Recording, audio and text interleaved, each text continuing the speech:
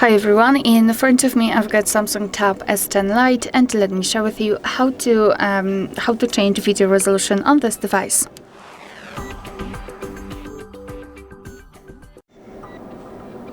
So let's begin with opening the camera app, and currently we are in the standard photo mode, so let's switch to the video one. Just tap on the video, and if you can see the red color inside the shutter button, it means that for sure you're on the video mode. So now all we have to do is to tap on this option right here. As you can see, we've got FHD and 30 frames per second. If you wish, you can also go to the left and tap on this 4 dots icon. And here we've got the same option, so it's totally up to you where you wish to change it. I will just choose this option, so just tap on it.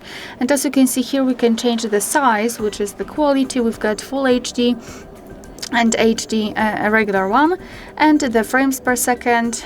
As you can see, unfortunately, we cannot change it in both of those sizes. So all you have to do is to simply tap on the option which you'd like to use. I'll pick HD. As you can see, it is highlighted right now. It is also notified right here, which means that from now on, our device will use the chosen resolution whilst recording a video. Alright, so that will be all. Thank you so much for watching. Please hit the subscribe button and leave the thumbs up.